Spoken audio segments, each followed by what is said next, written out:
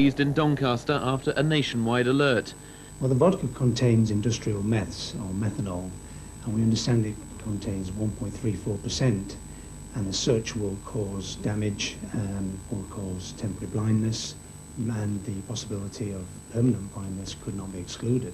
The main differences between the fake and the real vodka are quite apparent as soon as you put the bottles next to each other. For starters, the real vodka has a darker label. There's also a neck label and a label on the back. The bottle is clear, there's no sediment like in the fake vodka. Most importantly, though, is the embossing on the bottom. Here it says, made in Russia. These bottles will now be destroyed, along with others located in West Yorkshire.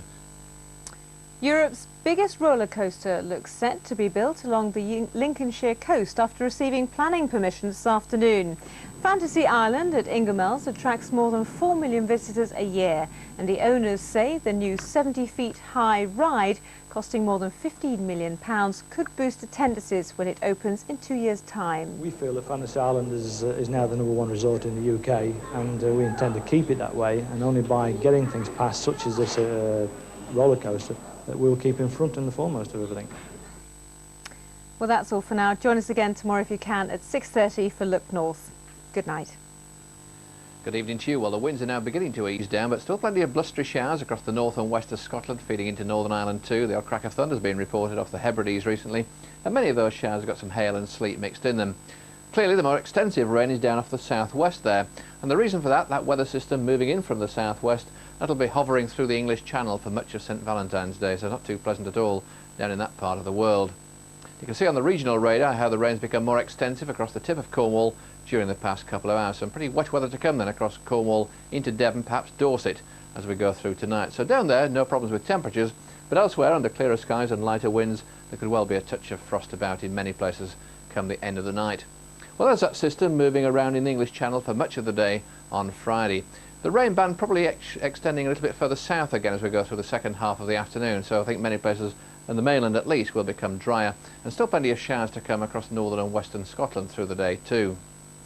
So for the Channel, a really miserable day. It's going to be about 8 degrees down there in Jersey, but rain on and off throughout the day and very misty conditions, hardly any change at all during daylight hours. Going further north, plenty of sunshine about, but again those wintry showers across the north and west of Scotland, a few into Northern Ireland through the Irish Sea.